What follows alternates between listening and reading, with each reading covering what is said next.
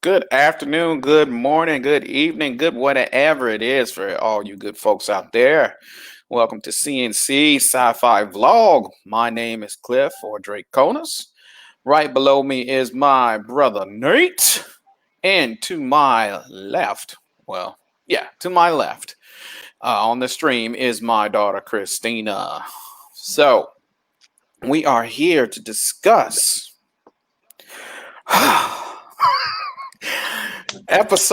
chapter 15, The Believer, which opened up a whole lot of doors for the Mandalorian. So before we get into spoilers, I'm just going to do a quick summary of what happened. So, Inmate 34667. Inmate 34667. So last week we left off with the Razor Crest being destroyed. Moff Gideon had gotten a child, and then we had Mando going to talk to Cara Dune about the Marshal about freeing up Migs from the who we knew from the first season. So that's basically what happened. We started off with her going to get Migs. She gets Migs. They go on. Is it Migs or Mayfield? Mayfield. But his first name I thought was Migs. And I might be wrong. Hold on. Let's see. I can just simply, if only there was a way like the internet that would tell me. Migs Mayfield, sir. Right. Ha! Don't mess with me. Yeah. Anyway. So they got Migs. They had to infiltrate a base, an Imperial base on a world. Some interesting adventures happened. And they ended up getting the coordinates. And the last thing was a nice little message to Moff Gideon, which I clap for. That was a, yeah, I'm coming for you. So that was the brief summary. And we're through with the summary. And I'm going to warn you. And I'm going to let Nate warn you too. Spoilers is coming. Spoiler alert. Spoilers are coming. If you don't like spoilers and you don't want us telling you anything, get the hell off the stream right now. So 5, 4, 3, 2, 1. Spoilers ahoy. So we open up after the recap, which, reintroduced us to Gideon and also introduces to Migs Mayfield, who was a criminal, still is a criminal, in the first season, where they stormed the Republic ship to free one of the other characters' brothers, and Mando ended up capturing everybody except the brother whose base got destroyed, I think, by the New Republic. And so Cara Dune goes to the planet to get Mayfield, and Mayfield's like, okay, what's going on? What's happening? What's happening? Inmate 34667. If you don't get your butt. Now, see, when she got there, I was laughing because he's just like, I need to know what's going on. And I'm like, dude, they just took your shackles off. I'm going with her. You're working in an Imperial, you're working for the New Republic, but you're dismantling Imperial junk. You're basically on a junk world working a detail. And you're prison. Right. And you're complaining that the Marshal comes to get you for a new assignment. No, I'm gone. I'm out. Wherever you're going, I'm going with you. And Christina, what did you think about, their interaction and then the robot guard? I thought it was hilarious because it's just like, well, where am I going? It's like, what kind of prisoner would just be like, what if I don't want to go? What? Why would you? It's so dumb. What if I don't want to go with her? No, bye. I'm a coward. I'm going with you. So Cara, he's still asking what's going on, and then he sees Finnick and Boba Fett walk down, and he got scared. He's like, "Oh, I thought it was you was somebody else. I thought you were Mando for a second." And then Mando walks down. And he's like, "Ah, man, just send me just on back. I'm done." Right. Now, what I will say is that Boba Fett is back to wearing his traditional stuff underneath his armor. So he's got his black gear on underneath his armor, and it looked like the armor fit a little bit better this week than it did last week. And maybe that's just me. I mean, it had been years since he put it on, and I'm trying to figure out if the armor stretches out depending on who puts it on or what, but I mean, maybe it's got, adjustable straps on the inside. I don't know. We had to work it out. But it looked better. It looked better. Yes, it did look better on him. And Phoenix looking her usual don't mess with me self, and Kara is always looking don't mess with me self. So both of them, they are a pair. And later in the episode, you will see that they are a pair to be reckoned with regardless of who you are. So they leave the planet, and Mayfield decides to help them. He's like, well, what do I get out of all this? I'm helping you find Moff Gideon, and I'm risking my neck. And we find out that he used to be a Imperial sharpshooter, which, of course, Dune takes offense to because she was a jump ship trooper for the Republic. So that's already clanging. They don't like each other. And I'm just, well, he doesn't even care. He's just like, whatever. I don't even know you. You don't even know me. You don't know what I've been through. And so he told him that, we got to go to this planet, there's this planet that I need to plug directly into an Imperial console to figure this stuff out, to find Moff Gideon for you. And it was a secret Imperial base that was mining a very explosive we're talking about nitroglycerin level where if you hit it wrong, it could blow up. What was the name of the stuff? I didn't write that name. Rhodium, I think. Yeah, some at least it wasn't impervium or ultimatum like freaking Avatar. Yeah, but that stuff was straight. Highly volatile. No, adamantium. That's what it is. Mm-hmm. What was it? What'd you say, CJ? No, it's rhodium, but I was making a joke about adamantium. Oh, okay. Right. So they get to the world and they land, and then they're looking around, and there's basically a semi. That's basically what I'm going to call it. An armored semi that's transporting these goods because it's highly volatile and it can explode. So they have to, break into the ship to get onto the base. But there's two issues. First thing, Cara Dune can't go with him because you have to be scanned at the console to get this data. And they have to make sure that you're not wanted by the secret police because the ISP, who was the Imperial Secret Police, run this base. And yes, they're still around. And so she can't go because she's known as a Republic trooper. And then Fina can't go because she's wanted.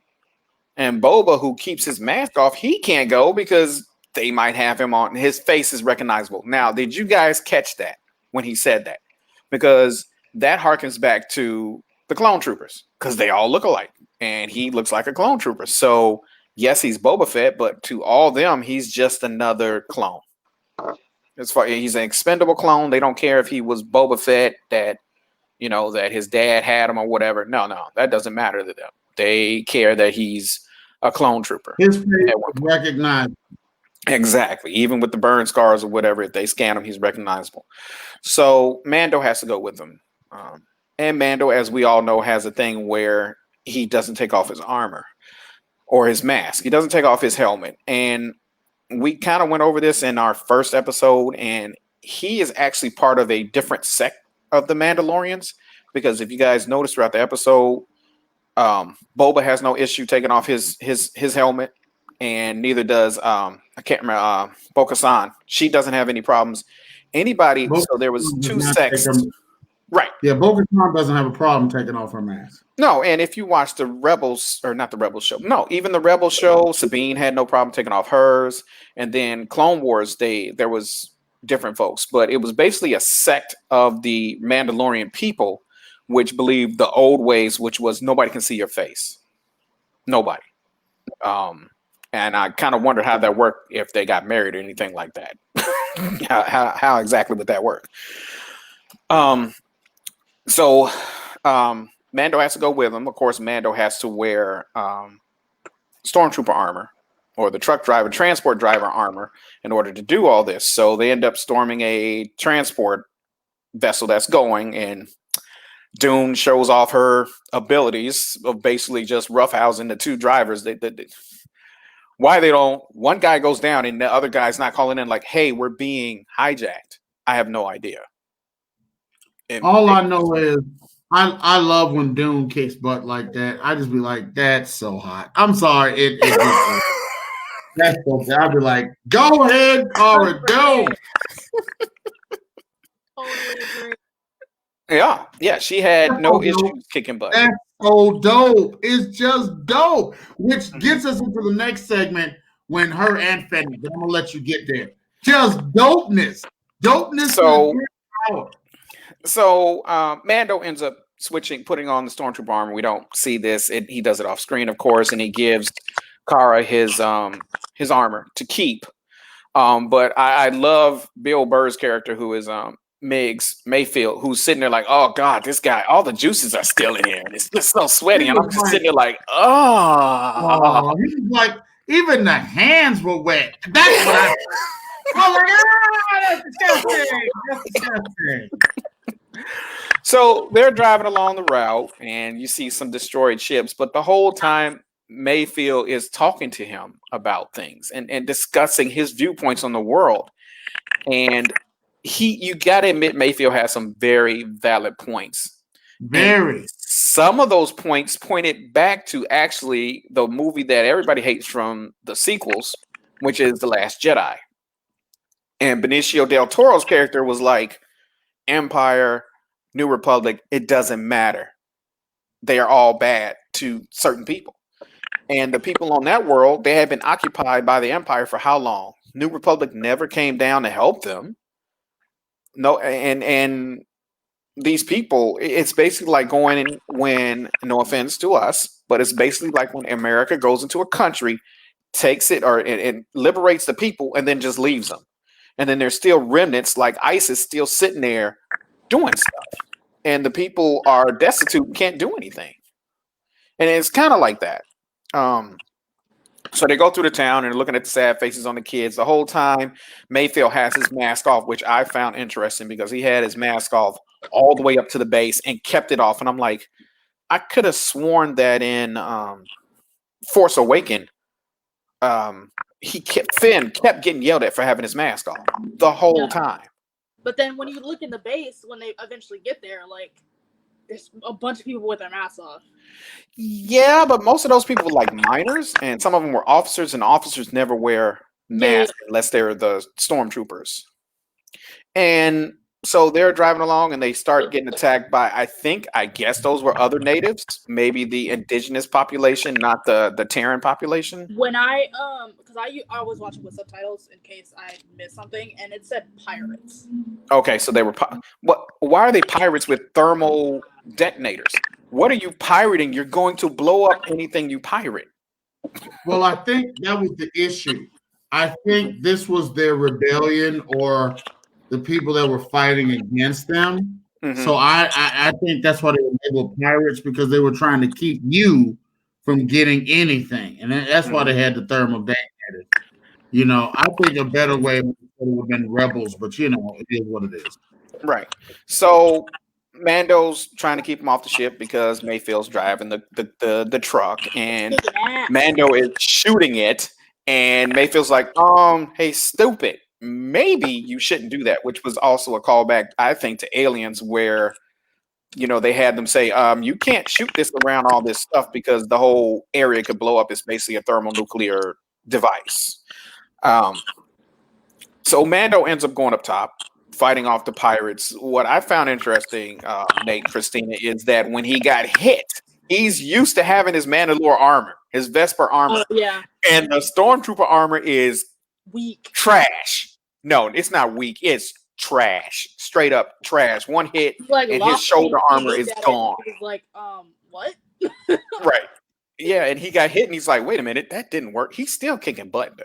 And he was still... it explains why stormtroopers die with one shot. Yes, it does. But this also goes back to something that has been going on for a while, and everybody's like, well, why can't the stormtroopers hit anything? The clone troopers were bred as fighters. The current stormtroopers were not bred for fighters. They were people that were commissioned, or they were basic military, and they weren't trained. Nobody was there to train them. It wasn't like they came from a fighting force of folks. But if you remember also, when they would conquer certain how they would bring them in is that it would be conquered worlds, and they take the kids and bring them in. So I mean, these kids weren't trained and stuff like that, and so and they were part of conquered worlds. The Imperials were going there to steal children. Yes. And they were probably, once they grew up, they were given armor and a gun and told to follow orders. Oh, they were probably given an armor and a gun at a young age, but they were not taught. They weren't taught the rigid discipline to be, what the emperor really needed. He just had it by mass. They had so many that they were just able to keep stuff, and everybody was scared of the emperor. I mean, heck, they had Star Destroyers. What are you going to do? What are you going to do? So Mayfield can't drive fast because the stuff they're transporting is very volatile. So it ends up, after Mando has taken out at least 3 of the skiffs of the pirates or rebels or whatever you want to call them, that then eventually 6, I counted, no, it was actually 5 or 6 of the ships came up, which to me, I was like, oh, it's on. And Mando was like, okay, we're going to do this, whatever. He did his whole Captain America thing. He was like, I could do this all day.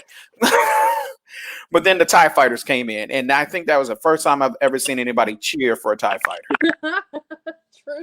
And did anybody else get afraid when the TIE fighters just started strafing? And I'm like, Dude, yeah, I was like, why are y'all blasting so close to literal explosives? What are you doing? This is why y'all don't get shit done. Yes, exactly. They don't get nothing done. They accomplish what they barely accomplish what they are able to accomplish. I think the Empire only wins because of They only win because of force. They don't win because of precision or skill. It's force, basically, and sheer numbers. And so they get to the base. Everybody's cheering for the base, and they're all saluting everybody. And so they get cheering for their heroes. Yes, because they were the only ones that ever got the transport of this precious for the day. Right, for the day. Right. Yeah. So there was 2 other ships that was in front of 2 other transports that was in front of them that got destroyed by the pirates.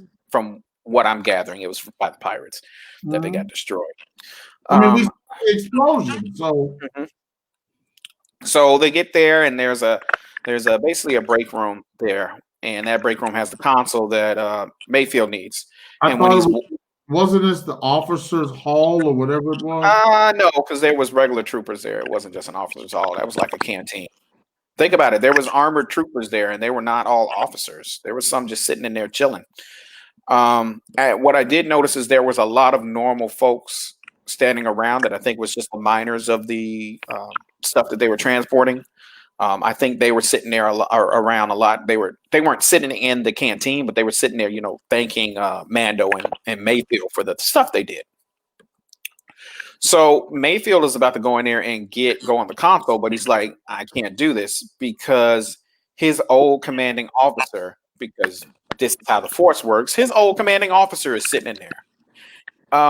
And his commanding officer, who was, let me see what his name, Valen Hess, who was played by character actor Richard Brack, who is just, I didn't notice him until he actually went up and started talking to them. But when you see him, you've seen him in some movie at some point in time, because he's a standout actor, whatever he's in. And he's usually a character actor. And he's usually very violent, and he's never on the side of good. Just put it that way. Never, ever on the side of good, I don't think, in anything I've seen him in. He's always been an asshole or the villain or something like that. But the big thing about this is the lengths that Mando goes through to find the information on Grogu. That's how important Grogu is to him. He took off his armor and changed his armor, and in order to get the information, he had to remove his mask. Which, if you remember the first episode of the first season, his protector, she asked him, "Has anybody seen your face?" Because that's basically offense to their religion, to the part of the Mandalorians that they are. Nobody can see your face at all. And well, Nate, you can take it from there because I talked a lot now. Well, I mean, first off, remember Mando. I want to back up a little bit. after Cara Dune had beat the heebie-jeebies out the 2 transport drivers for the Imperial, Mando switched into the stormtrooper outfit with the mask, and then gave his armor to Cara Dune. So now we fast forward to we get inside.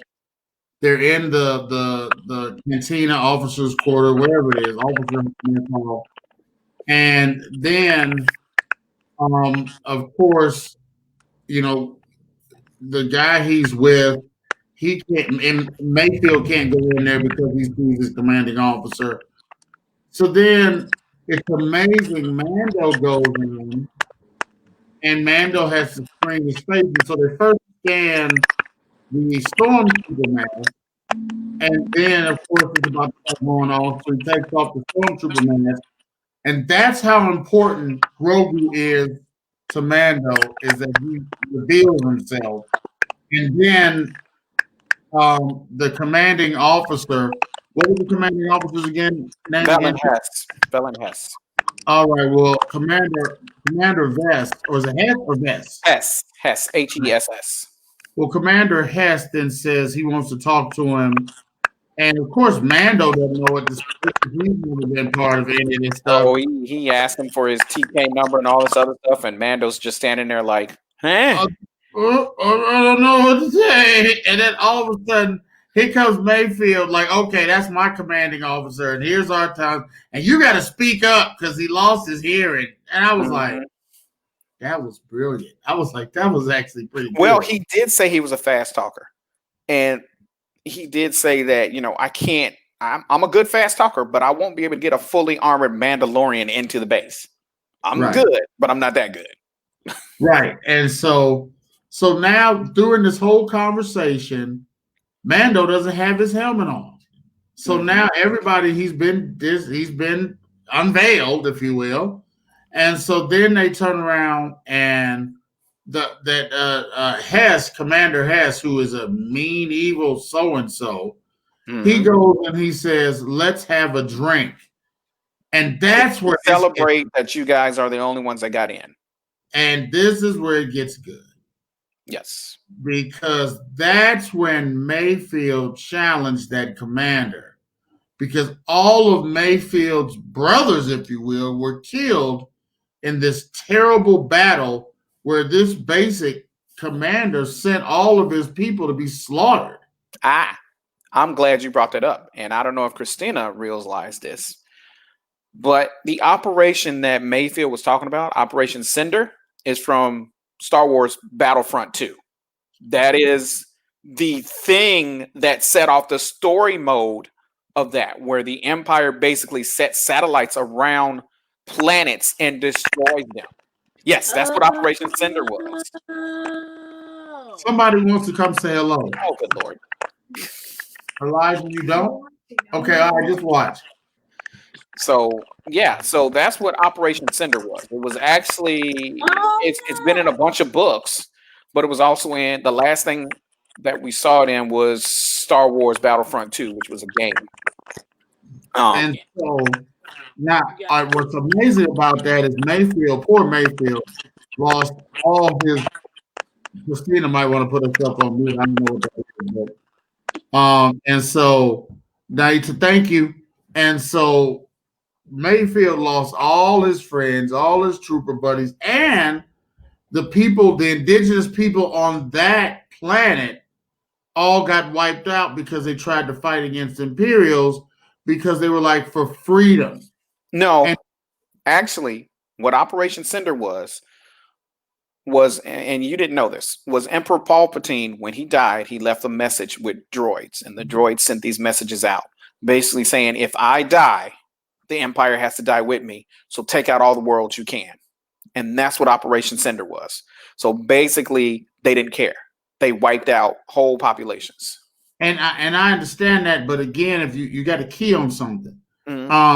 When he said that the people of that planet were just trying to fight, right, and was just trying to fight so they could be free, because of course the Empire was just trying to wipe them out, and that's when I was like, this commander is a cold piece. When he was like, well, we out survived them, or we outlasted them. And then he says, and while the New Republic is in chaos, we're becoming even stronger, and we're going to take it back over, and they're not going to want freedom. They're going to want order. And when he said order, I was like, the New World Order. The First Order, yeah. Literally, that was exactly what I said. I was like, First Order? What? First Order. First Order. Exactly. And so that's what I was like. That was the precursor for knowing that we're going to bring the First Order. That's what I was trying to get to. Right. But the other thing that came out of that was and he had a very valid point. And this is stuff that we've heard before, that, dictators and conquerors say that, yeah, these people say they want freedom, but what they really want is order. What they really want is somebody telling them what to do. And as long as they got somebody telling them what to do, they're fine. And that is what the emperor has always thought. And that is what he instilled into his officers. That's how people became officers, because they had to show that this initiative, that they were down with the emperor. And that was their initiative, was to make sure that the empire lived for as long as it could, and that they showed order. And at that point, I think Mayfield just had enough. And I call it the Django moment, which was when Django's buddy, who had freed him, who was a bounty hunter, just said, "I'm sorry," and he killed Leonardo DiCaprio's character. He was just like, "I'm sorry, I had to do it." He was an asshole, and that is exactly Mayfield just said. Bloop. And I don't know if you guys noticed, but there was that moment of hesitation. Like, yes. Yeah, everybody said that shock like, he didn't. Yeah, he did. No, I was cracking me up. And that's why stormtroopers die so easily. That made me laugh so hard. He was like, did he just shoot him? Yes, I did. And I loved how Mayfield, the way the Mayfield shot the trooper that was sitting there shocked. Yeah, he was like, that was hysterical. I had to pause it for a second. And I was cracking up. He's just like, pop. Yeah, he's gone now. He's good. He'll be all right. Yeah, to me that was dope. And the look on Mando's face was like, you shot him. Wait, what? Sorry. He was like, yeah, my bad. So the heat of the moment, he was making he had to go. he had to go. I mean, but this built on Mayfield's character, and not only did it build on Mayfield's character, but it also built on everything that the stormtroopers and imperial troopers went through, because not all of them wanted to be there doing this. They had a job to do. Some of them were down with the empire, some of them wasn't. Some of them, like Han joined the empire to get away from his world. Really, Jackson? Hi, Jackson. So, and it was a lot to take in. So at that point, everything breaks out in the cantina, and the police are coming. Wait. What did I miss? Need Christina to unmute, because I need Christina to talk about the dynamic duo. Christina, we're gonna hand you the baton with the double lady duo. Okay, so first of all, they're like on this hill. We're talking about Cara Dune and Fennec. They're like on this hill by the base. Both of them got freaking sniper rifles in their hands, and I'm like, oh, it's about to go down. And so they're talking, and they're just like, all right, so we gotta take out those cannons in order for Boba Fett to come with a ship and like come get us. And Fennec's like, I got the cannons. You worry about the stormtroopers. And I'm just like, well then, okay.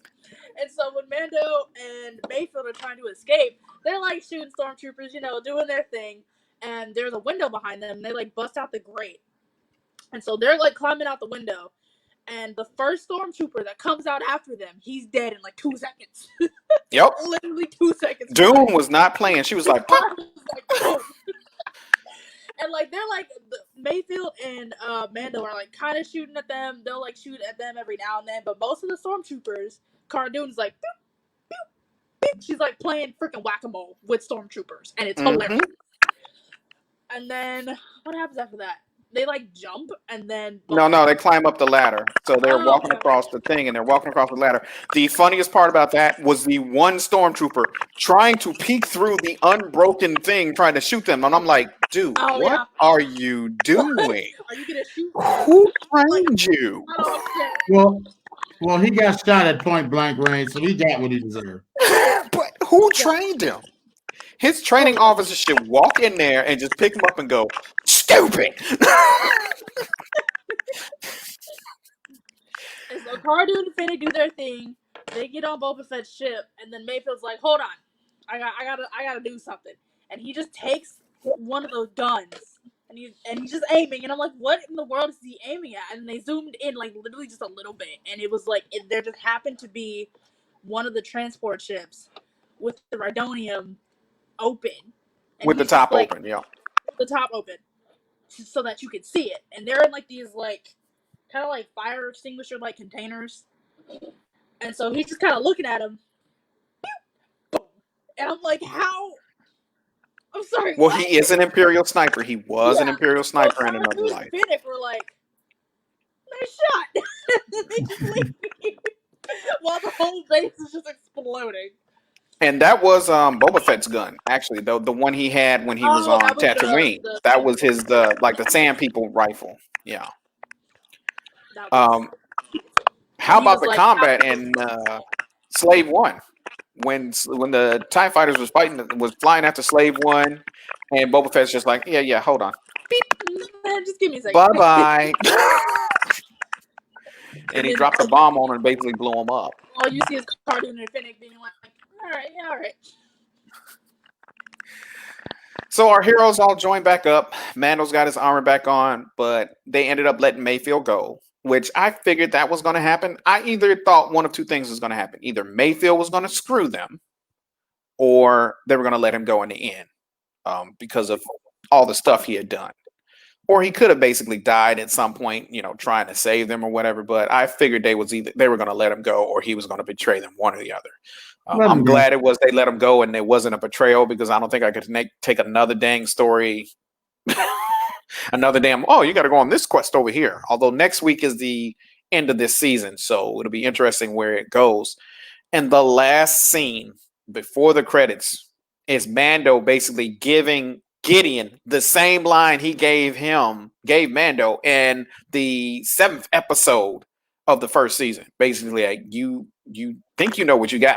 I love storytelling. It's so good. Yes. You know what I like about all this? Really, I was like, yes, tell him. You know what I like about all this? They have Dave Fillion, and we've said this before, Nate and Christina, have brought together a wonderful universe. And not only has he brought it together, but his storytelling and everybody, Jon Favreau and these directors, they are bringing Star Wars more to life than the sequels ever could, than the prequels ever could. They are interweaving not only the TV series and the movies, but also the video games. I had no idea about Operation Cinder. I have Star Wars Battlefront 2. I played it, but I never played the single player. And I knew there was a story of a Imperial trooper in there that, she didn't agree with whatever they were doing, and it was after the Empire had fallen. So come to find out, this was what she didn't agree with, which was them destroying all these worlds because the Emperor is dead. And it's just like, basically gaslighting. But they have interwoven all this stuff together, like every facet of Star Wars that they could. And thanks to Fillion, we now have Thrawn. I thought Thrawn was gone. What was that, CJ? I said I wanted to bring that up too, because the video that I posted, the YouTubers that I watch, they have a podcast that they do every week, and I think like a couple weeks ago, one of them brought up the Mandalorian, because they were like talking about movies and like shows and everything, and he was talking about how this show is really beautifully done in the way that it like literally fills a bunch of freaking plot holes. that Star Wars has, and things that aren't covered in like the animated show or things that aren't covered in the movies. Like it's filling a lot of plot holes about like where people were and what people were doing, and really like filling that time period gap between the original trilogy and then where we pick up in Force Awakens. Right. And we now know how Snoke. We kind of know how where Snoke came from. We did know in the Revenge of the Rise of Skywalker that it was, from the Emperor was in control of it, but we never understood where Snoke actually came from. And it appears that it was grown from DNA from Grogu and some of the other earlier season or earlier part of this season. But next week is the end of this season, so it's going to be exciting. I'm hoping it's not 35 minutes like this one and the one prior. I'm hoping it's at least an hour because it's going to be a lot of stuff they got to go over. I'm wondering if Ahsoka is going to show up in it. I'm hoping she will, but I'm also wondering if the Jedi that Grogu called for is going to show up either at the end or during the battle with Moff Gideon. So I guess the question I have for you two, and I'll start with you first, Christina, is Moff Gideon going to make it out of this season? I really don't think so. I really think that he's like fulfilled his role as the big bad, and I think at this point it's real personal for Mando that he's gonna make sure he's dead. Like I really don't think it's happened, like at all. I think they're setting up real nicely for Thrawn to come in season 3, which has been announced. Yes. Date. We'll get to that later. So has Kenobi. Kenobi has been announced, and Ahsoka's been announced, and there's so much. We'll get to that. Yep. Mr. Nate, Big Nate, will Moff Gideon get out of this season alive? Yes. No. You think he's going to continue to be the big bad? No, I think he's going to be defeated, but I don't know about killed, because I think that's why Thrawn will be able. Well, either way, that's why Thrawn's going to be able to come in, is because Moff Gideon's been defeated. But we got a Beskar staff, and we've got the Black Saber, so this fight's going to be epic. By the way, some of the other theories I've seen, and some people actually took the time to decipher all the text that Boba Fett had on his armor when he was showing it to Mando to prove that it was his armor. And they've come up with a theory, and I'm wondering what you guys think of it, that it's actually not going to be Bo-Katan that ends up being the leader of Mandalore, but actually Boba Fett, because of his lineage and how far down he goes in the line. Like, he is a higher level Mandalorian than she is. Although he's a clone, but he was a conscribed Mandalore, but he's still considered a Mandalorian. So will he end up taking over the reins or leading them with the Darksaber and leading the Mandalores wherever they're going to end up going? I thought Boba Fett was a simple man making his way through the universe. I just don't see this cat saying he want to be on the throne. I'm not saying it's not a good idea, but Boba Fett is a loner. Now this dude gonna be over what, 1 million people? Well, I don't know. Is it 1 million people? I don't know. We don't know how many Mandalorians are left because they're spread out throughout the galaxy, throughout the known galaxy and probably part of the unknown galaxy. I don't see it, but stranger things have happened. So I do think Moff Gideon is going to be defeated, and I think he's not going to last throughout this season. I think next week will be his last episode, and I'm hoping. I don't know if they have the money for it. From the rumors I'm hearing, that maybe Michael Fassbender will play Thrawn, which would be interesting. I mean, they did get Rosario Dawson, but unfortunately, Rosario does not demand the paycheck that Fassbender would demand. But I think we've got an interesting time coming for us next week in this final showdown. Well, not final showdown, but at least the season finale showdown for the current storyline. And that's about all I think. Nate, any other things you want to chime in on, or any things we might have missed. Christina had a point, and I want to let her get to her point because she kept saying, we're going to get to something. We're going to get to something. I want to know what she wanted to get to. Okay. Christina? You're muted. So, first of all, Disney Day. Am I still muted? Hello? No, we can hear you. Hello? Yep. Cool. So, first of all, Disney Day. Big day.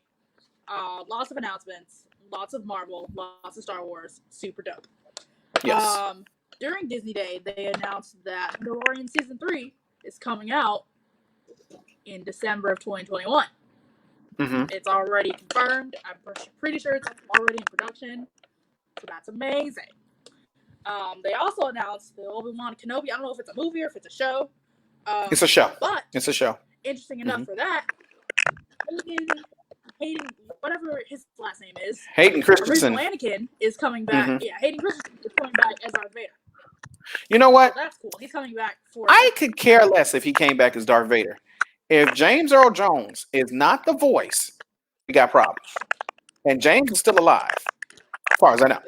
If he's not back as Vader's voice, then it's a problem. I mean, even Rebels had James Earl Jones as the voice.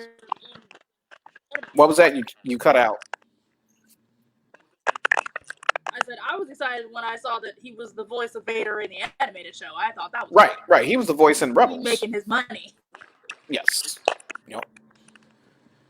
Yes, there's a lot of. And they also announced the Ahsoka show. Yes. Is that going to be live action or is that animated? I didn't see. I think it's live action. Yeah, because I think Rosario Dawson is on that too, which is probably why she's not taking a lot of money from Mandalorian, because she has her own show coming up. So I'm hoping if she's on there, that means we're going to get Ezra and Sabine, and I'm wondering who they're going to have play Sabine on that show. And Sabine was, of course, from Rebels. Oh, that's if they take off to that point. We don't know if they're going to take off from where, is it going to be like from her time on the run from the Empire or up until Rebels when she started showing back up? Or is it going to be after the Rebels show and after Mandalorian when her and Sabine off to go find Ezra and Thrawn? Nate, your ideas.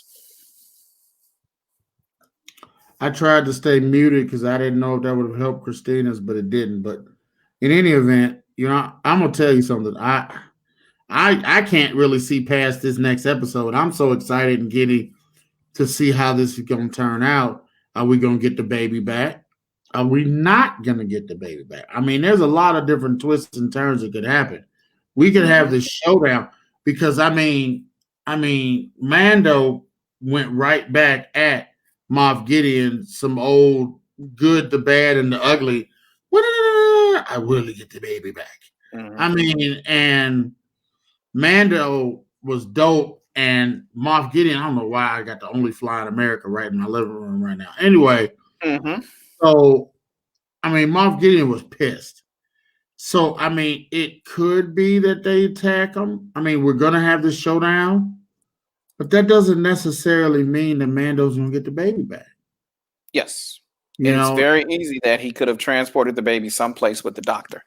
And he's not even on Gideon's ship. And, or Moff Gideon is not fully defeated. Or we have a situation to where that's another thing. There's no guarantee that any sort of Jedi is going to come to any aid. We might not see Ahsoka. There's just so many different ways it could go. I wonder, like people say, was the Jedi going to show up that he called? Maybe not this season. Mm-hmm. Or it could be a blurb at the end of this season.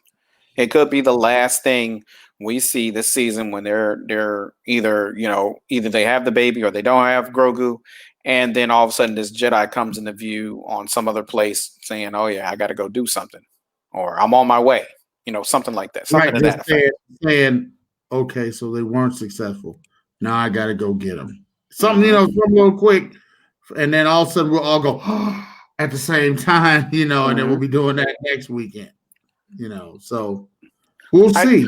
Can I just say this? I don't want it to be a Skywalker. I really don't want it to be Luke. I don't even want it to be Leia. I don't want to be anything with the Skywalkers. I think they have built a nice little thing, even though Ahsoka's in it, and Boba's in it, that detaches, that shows that Star Wars is just more than Luke and Anakin's family bloodline. Because I think thanks to the sequels, everybody's just about tired of the Skywalkers because it ended up being all about Rey in the end. It was all about Palpatine in the end. And not really about the Skywalkers, who we all thought were like the saviors of the universe, when come to find out, no, it's Palpatine's cloned granddaughter that saves the universe and takes over the Skywalker name. Spoiler if you haven't seen it, but it's been 3 years, so I'm sorry. Rey's a Palpatine. I don't care if she takes on the Skywalker name, she's still a freaking Palpatine. It still ends up with the Emperor somewhat winning, although his kid is on the light side of the Force. His granddaughter's on the light side of the Force. I'm hopeful that we do see some Jedi in the next one, at least one at the end. I'm just hoping it's not one of the Skywalkers, but with my luck, it'll probably be Sebastian Stan. Although I don't see how he's going to do that if he's working on Falcon and the Winter Soldier, which I saw the preview for that, and that looks awesome. You know what would be so dope, but we know it's not going to happen. We understand, because this person, I don't think he would have been able to keep under wraps this long. Mm-hmm. But if it was a one-handed Mace Windu, shut up! It's possible. I mean, who knew? I don't think they could have kept under wraps this long. But you will see. Wait, but if Mace comes around that corner, you will see a fat man run up the street. I will lose it and be running down the street screaming, "It was Mace! It was Mace!" It'll be bad. It'll be terrible. Well, how old would Mace be? Make sure y'all have bail money. Please make sure y'all have bail money. How old would Mace be? Mace. So at the end of Revenge of the Sith, he was probably about 40, early or late 40s, and he lost his hand 50. And he fell off a thing, and then it's 20 years later. So he'd probably be okay. If he's 50, then he's in his 70s by now. Which would be dope if he's in his 70s now. That would be dope. I don't want Mace training Grogu because he's an asshole. And the reason I say that is he is one of the reasons that Anakin ended up the way he did. They were not. Yeah. Go ahead. And that's why he went out a window. You don't think he had the last 20 years to reflect? I think he would be perfect. So the question is, has he reflected and learned, or has he reflected and become bitter? Because Ahsoka reflected and learned a little bit, but she also had become bitter to the whole thing after all. But she went through a whole lot different scenario than what Mace went through. She was basically ostracized by the Jedi and considered a citizen after they, blamed her for something she didn't do. But Mace went out a damn window because he didn't trust Anakin. Damn it, and had his hand cut off. Yes. My thing is, it's a flex one. It'll be all right. Like I said, oh gosh, it's a straight long shot, and I'm not saying it's gonna happen, but it would just be dope. It would be so dope. So, Christina, where do you think we're headed? And I'm going to mute myself to see if that helps with your connection.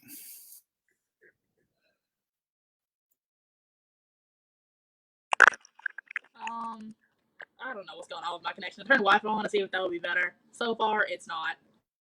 And whatever. I think, I don't know. I also want to see a Jedi show up next episode. But I really also think it'll be something like what Nate was talking about, how they'll just appear at the very end, and it'll just be a glimpse. And that's how they'll tease the rest of the third season, because that's what they did for season 1. They had Moff Gideon show up for all of 2 seconds and us see that he was alive and being like, oh, well, that changes things. Mm-hmm. So I feel like that's probably what's going to happen. We might not actually see them be helpful. I think Ahsoka will come back because she cares about the kid. But yeah, I'm pretty sure it'll just be a tease of whoever it is that Grogu called. Mm-hmm. So we'll see. Yeah, Yeah, we'll see. We'll see how it goes. I think it's going to be an interesting season finale, and I think we're in for a world of interesting things that's approaching, and then we'll have even more to discuss because we'll have even more shows coming in. Um, Although I don't know how long it's probably going to take them 3 years to get everything filmed. What's interesting to me is that they were able to film the second season of The Mandalorian with all the COVID and stuff going on.